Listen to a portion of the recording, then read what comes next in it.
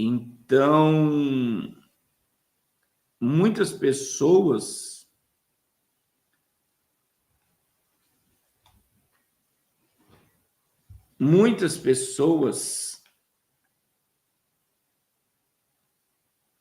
elas hoje não querem ter um afeto e um amor por Israel. Só que Deus é um Deus de aliança, e Deus fez uma aliança com Israel. E Deus não quebra aliança. Deus falou para Abraão: em ti serão benditas todas as famílias da terra. Deus prometeu um Messias e um Salvador para Israel, que infelizmente só vai se revelar após a batalha do Armagedon. Então a gente precisa, né? A gente precisa entender que quando a gente coloca a igreja acima de Israel, como dentro da questão teológica e dispensacionalista, que é uma realidade hoje, Deus olha para a igreja e a salvação vem através de Cristo e do corpo de Cristo em movimento na terra, mas a gente sabe da importância de Israel por todos os tempos. E quando você estuda sobre as 70 semanas de Daniel, você vai ver que o propósito de Daniel, as 70 semanas, está ligado ao povo, que é os judeus, e à santa cidade, que é Jerusalém. Então, muita gente hoje precisa entender que Deus não quebrou a aliança com Israel, por mais que fez uma aliança com a igreja. Então, muita gente quer colocar Israel totalmente de lado, estão aí criando um movimento contra Israel, e tem muitos teólogos milenistas, pós-tribulacionistas, que dizem que Deus não tem nada com Israel, que dizem que o trono que o anticristo vai sentar não é o trono no templo em Jerusalém, mas é o trono que é o coração do homem, que o anticristo vai tomar o coração do homem. Não tem nada a ver essa interpretação, porque quando você lê boa parte das profecias escatológicas, você vai ver que no fim tudo vai se voltar para dentro de Israel. Então, nós estamos entrando no momento aí, e nesse estudo que eu estou fazendo, eu descobri que na Igreja da Reforma de Lutero, que existe até hoje, na Alemanha, existe uma imagem. Olha que coisa fótimos, que são informações precisas, tá? Existe dentro da Igreja de Lutero, que é a Igreja da Reforma, uma imagem de um judeu tendo relação com um porco e gerando porquinhos. Vocês têm noção disso?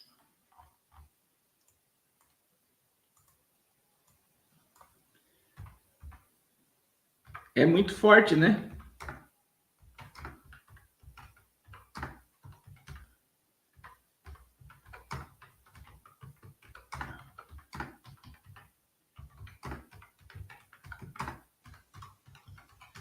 E aí vem as cartas.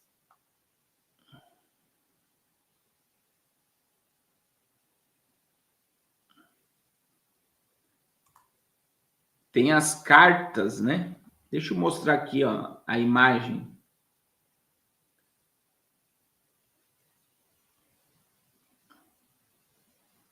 A imagem é essa imagem aqui, ó.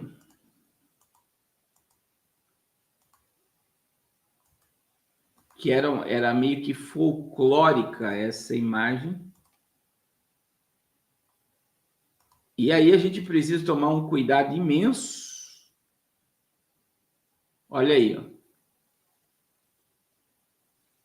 Um cuidado imenso. Um cuidado imenso. Por quê? Porque muita gente, quando a gente estudamos também sobre até que ponto a igreja cristã foi judaica E quando houve, então, a igreja dos gentios? Porque se nós estudarmos sobre a igreja primitiva, até 313, que foi quando Constantino se converteu, a igreja cristã era judaica. Os pastores da igreja eram judeus. Sim ou não?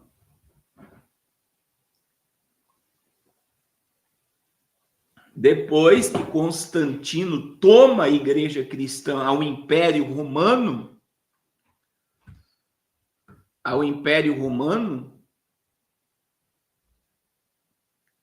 você vai ver então que há um distanciamento dos cristãos aos judeus. A ponto que após a reforma, presta atenção que eu vou falar que isso aqui é muito forte, tá? Após a reforma protestante, e são coisas que muitas vezes são pontos que nós não ligamos, é que após a reforma, quando um judeu se convertia, para ser batizado, ele teria que trabalhar no sábado e teria que comer carne de porco. E ele teria que parar todos os rituais. Olha o que eu vou falar. Ele tinha que abandonar todos os rituais judaicos para declarar a sua fé cristã. Sim ou não? Olha que coisa forte. Não é forte isso, irmãos? Então, quer dizer, você teria que obrigar o judeu a se libertar de todas as suas tradições,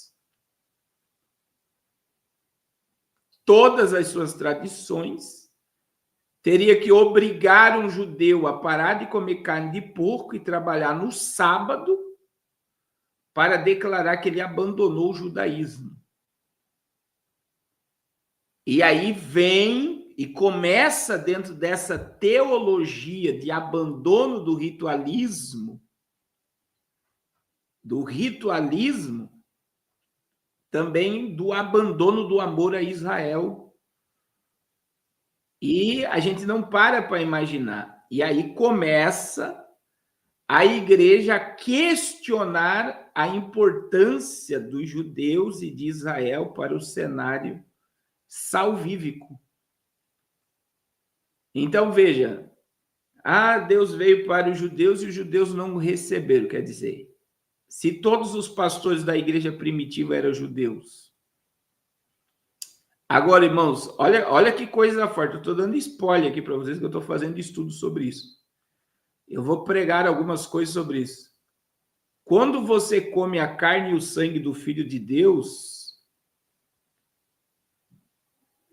na ceia do Senhor, presta atenção que eu vou falar, porque quem é espiritual vai entender. Você come a carne e o sangue de um judeu. Sim ou não? A carne e o sangue de um judeu, porque o corpo de Cristo nasceu dentro ele nasceu em Belém de Judá, em Israel. Olha que coisa forte. Quando você come o corpo e o sangue do Filho de Deus, você come a carne de um judeu.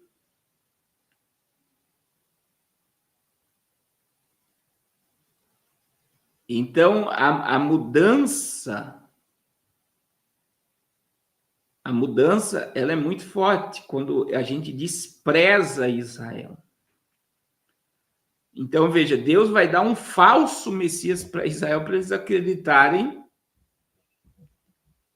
eles acreditarem no Cristo da cruz, que isso só vai acontecer. A conversão total de Israel acontece no Armagedon, que um remanescente vai clamar pelo Messias, pelo Mashiach da cruz. E veja, também quando nós estudamos a escatologia, nós vemos a importância que existe um grupo de judeus puros, que serão 12 mil judeus de cada tribo, que gerarão os 144 mil. Judeus selados. Olha que coisa forte. Que irão pregar no período do juízo, são judeus que irão pregar. Então veja que tudo que está acontecendo, existe os sionistas por trás, Rockefeller, Rothschild e tantos outros sionistas que estão trabalhando com uma mente como que se eles estivessem no controle de tudo, eles fossem o dono de tudo. Mas o próprio, vou usar uma frase de Lutero, né? O diabo é o diabo de Deus. O diabo é o diabo de Deus. O que significa isso? O diabo tem uma coleira. Ele obedece.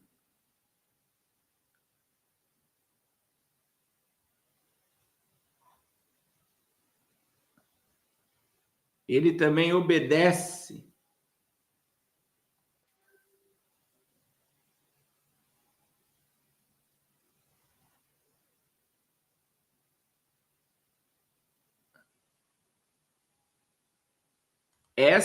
Olha só a imagem que está na igreja. Olha só, irmãos. Essa imagem aqui está na igreja de Lutero, tá?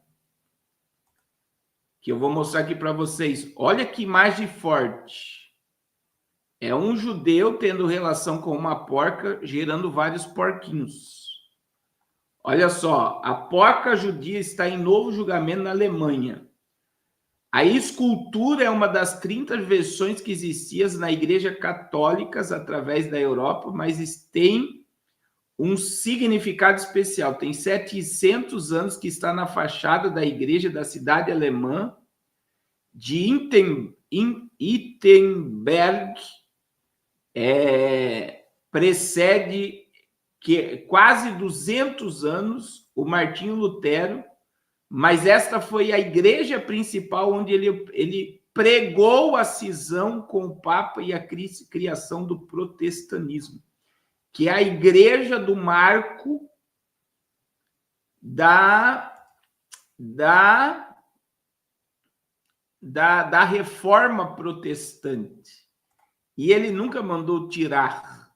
Parece um absurdo, né? Daí existem as 3 cartas meia malignas que Hitler se utilizou, que foi teologicamente escrita por Lutero para matar judeus.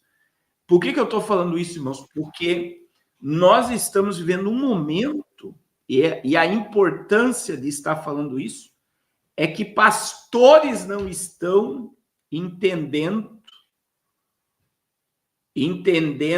o propósito de Israel desde o início até o fim dos tempos. Querem arrancar Israel do contexto escatológico e do contexto profético e do contexto do fim dos tempos, e um pastor desse nunca conheceu a Bíblia e muito menos profecia. E aí a gente vê que as coisas, né? E eu vou repetir o que eu falei no início para você entender o que eu estou falando. A maioria, a igreja primitiva, ela foi feita de pastores judeus até 313 da Reforma Protestante. Então, Paulo era um fariseu que foi o maior missionário, os apóstolos eram judeus, né? Alguns dizem que Lucas talvez não seja, mas veja que foi após Roma colocar uma roupagem religiosa no império para dominar o mundo, porque o Império Romano só se tornou, mudou a roupagem, mas continua o Império Romano através da Igreja Católica. Também fez com que a teologia moderna e inclusiva faz com que os cristãos odeiem os judeus. Os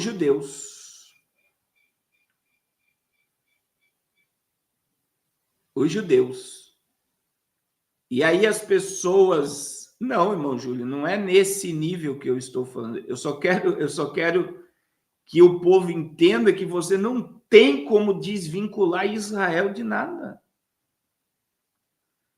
Eu não estou dizendo que a igreja não é importante, não é isso que eu quero dizer. A igreja precisa entender o papel de Israel no cenário profético. Deus não quebrou a sua aliança com Israel. Veja que a promessa que Deus fez com Abraão, que aonde eu colocar a planta, aonde tu colocar a planta do teu pé, eu te darei por herança, que é do Iraque à Síria até a divisa do Egito, toda essa terra vai pertencer a Israel no milênio. Que não haverá mais Isaac e Ismael, será todos os povos unidos em torno do Messias. Vocês estão entendendo? Não é a questão de quebrar. A gente precisa tomar um cuidado imenso. Como também, eu sempre digo isso, por exemplo, essa questão de pastores usando quipá, tocando chofar. Irmãos, os judeus dão gargalhada desses pastores, né? Querendo se vincular aos costumes. Eu não chego nesse nível de a gente ter que usar, de guardar sábado, de fazer circuncisão, de não comer carne de porco e tal. Eu não estou nesse nível, eu só quero que vocês compreendam o que eu estou falando aqui, que para você entender o momento que nós estamos vivendo, você precisa entender o papel fundamental de Israel. Por isso que para muitos, a ressurreição de Israel como um Estado prova a existência de Deus, só para você entender. Tem um cientista cético que começou a acreditar em Deus com a ressurreição de Israel, quando ele entendeu a importância de Israel para o cenário mundial. A ressurreição de Israel no dia 14 de maio de 1948 é um marco mundial que na mente de muitos estudiosos provou a existência de um Deus que ama seu povo.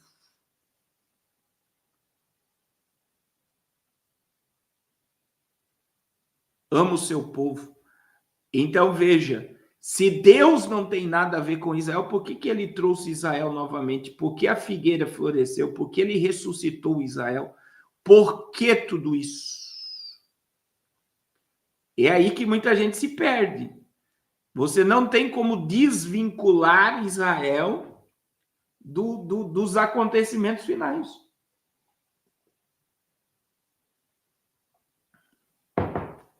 Então, como a figueira floresceu, uma nação nasceu em um só dia, Isaías 66, 8, o vale de ossos secos ressuscitou. Então, se Israel não tem importância nenhuma para o mundo, por que Deus ressuscita a nação de Israel? Por que Deus ressuscita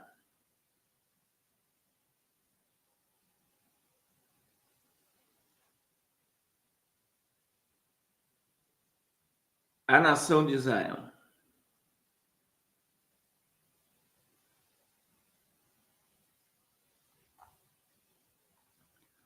Qual é a importância de Israel ter ressuscitado?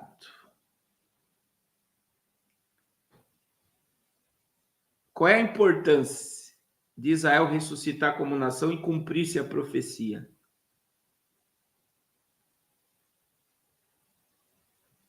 Então, muita gente acha que Israel não tem mais nada, que Deus não tem mais nada com Israel. E aí entra a questão teológica de Lutero, né? Que pelos judeus terem crucificado Jesus, eles devem sofrer.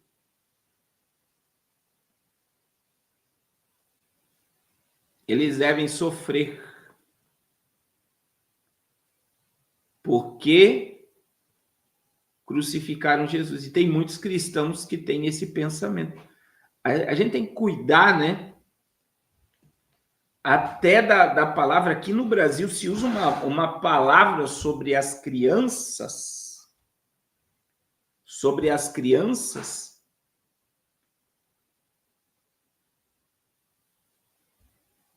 Olha só.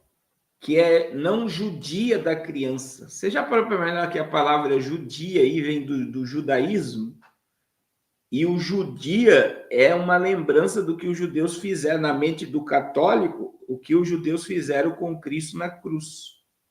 Então, quando um adulto maltrata, não judia, é uma ligação ao que os judeus fizeram com Cristo. É muito sério, não é? Um negócio desse? É muito sério você falar para não judia, porque tem uma ligação. Então, aqui a gente tem que ter o bom senso de não idolatrar, né? De não chegar no nível de idolatria, de não se utilizar. E aí eu digo por experiência própria, é judiação. Não faça essa judiação. Que judiação? As pessoas não ligam, mas é uma ligação. Então, assim, a gente tem que entender, a maioria dos pastores que entraram no judaísmo messiânico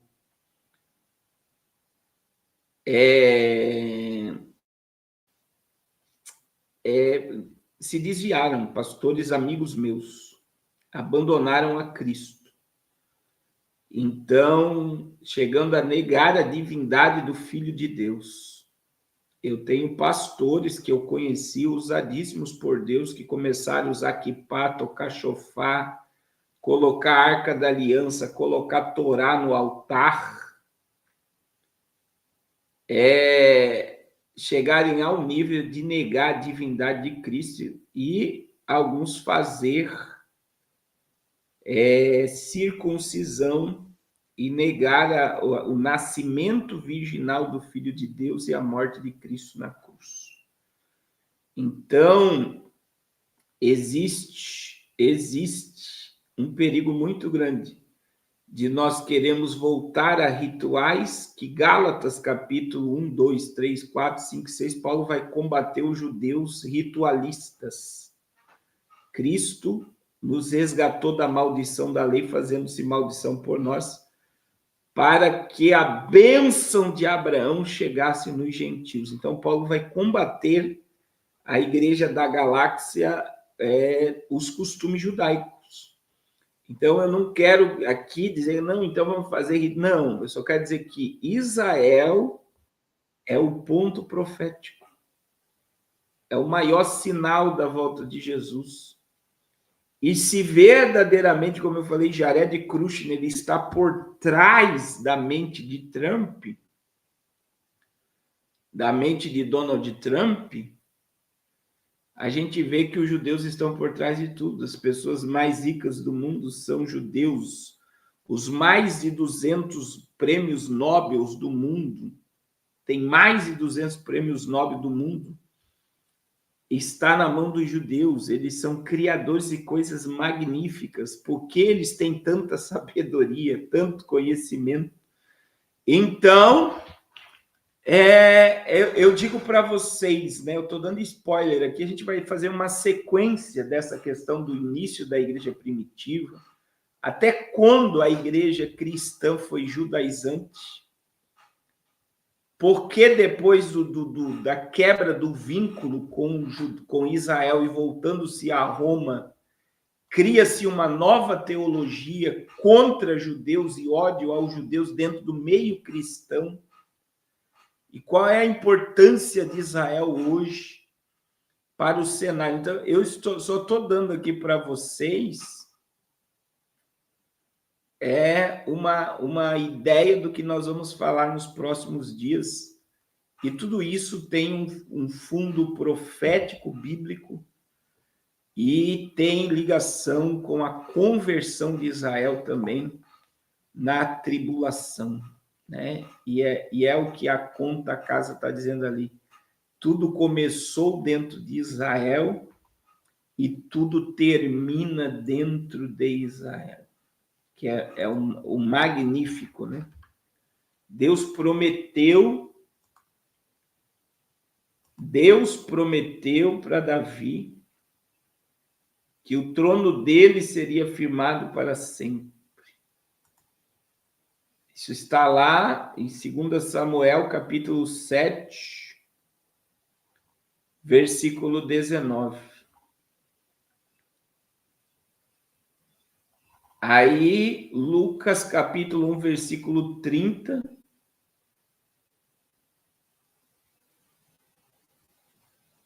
Você vai ver o anjo Gabriel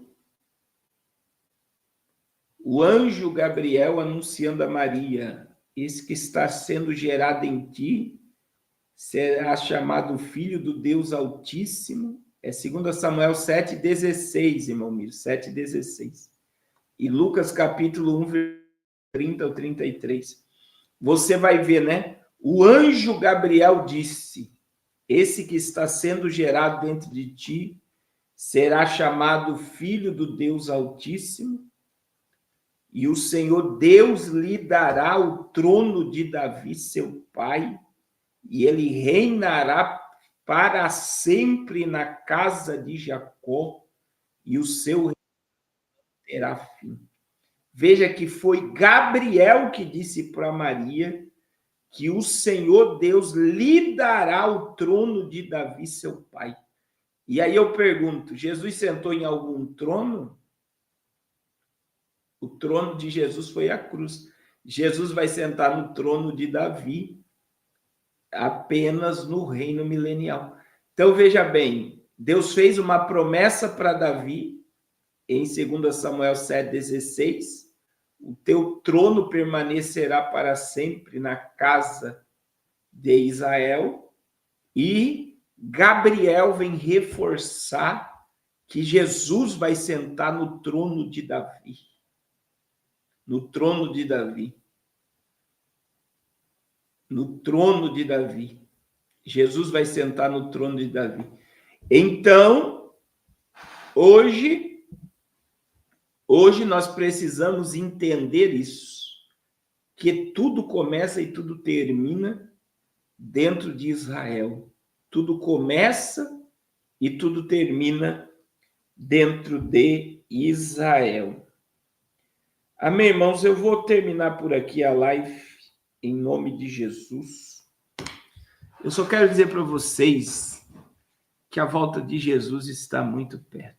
Teve uma irmã que perguntou lá no YouTube, ela disse, né, pastor, eu não sei de onde ele tirou, né, que a gente vive uma vida, tá aqui o comentário dela, eu achei interessante a fala dela, né, a fala dela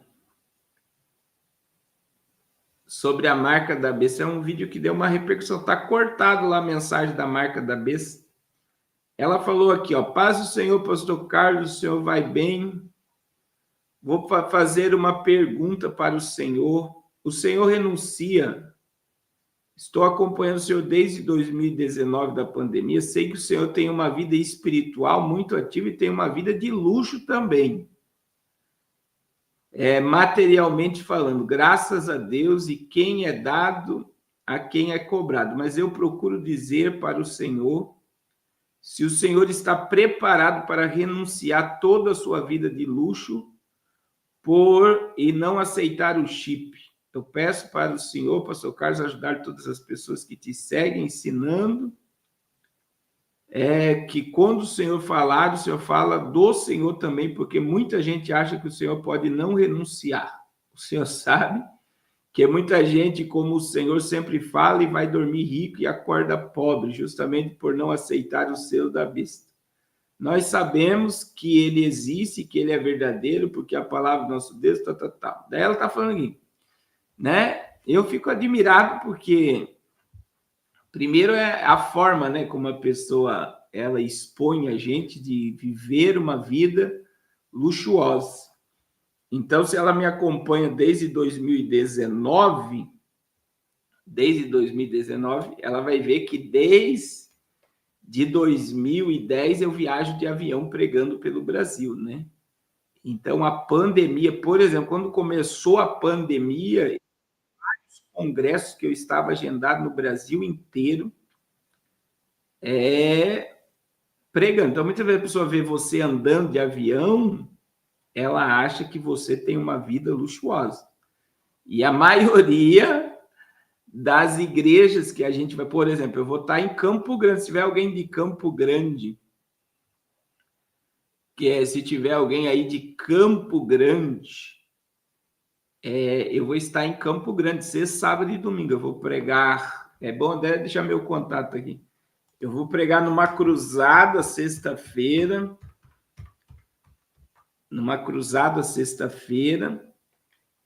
e vou pregar sábado, domingo de manhã e domingo à noite em Campo Grande esse fim de semana.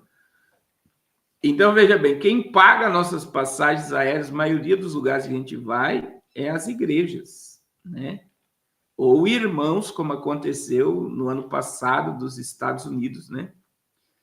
Então, isso, nós vamos estar em Campo Grande, no Mato Grosso.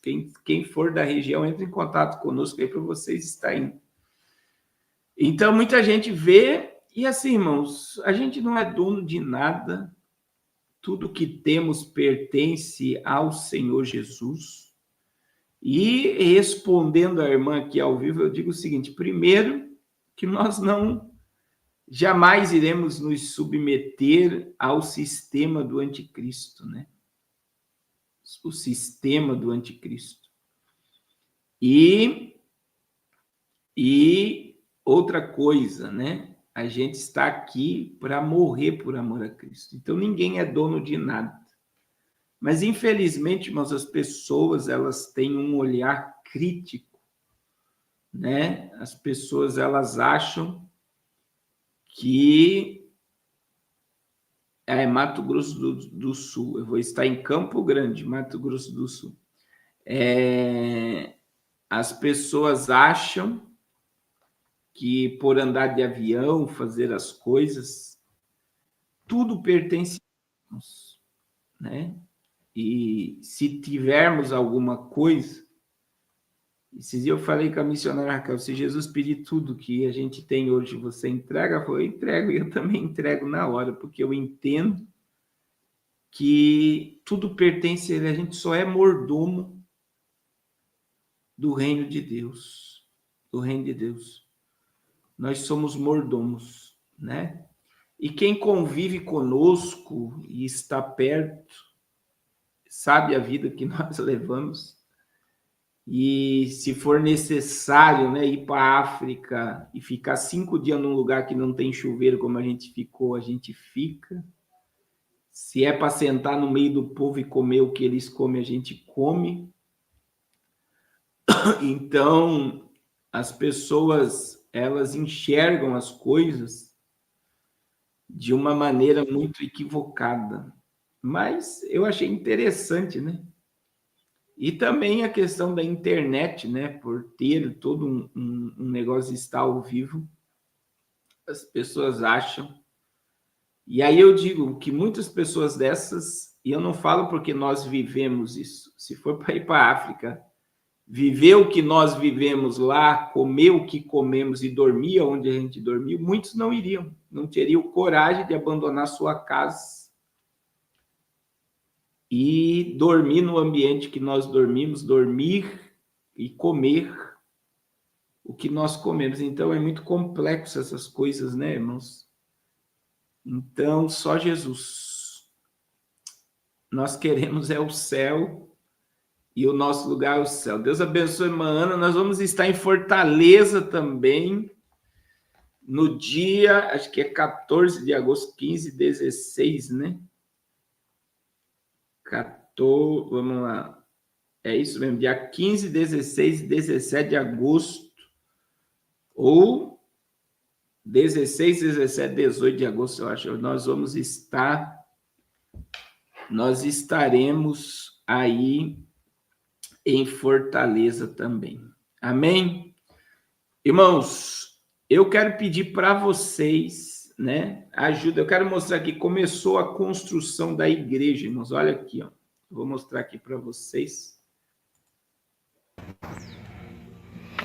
Isso aí é a nova igreja do Amazonas. Senhor, meus irmãos, nós estamos aqui no bairro Eduardo Braga, onde será erguida mais uma congregação do Ministério Semear, mais precisamente do pastor dessa área, que é o pastor Lucas, né, que não está presente nesse momento, mas daqui a pouco mais vai estar.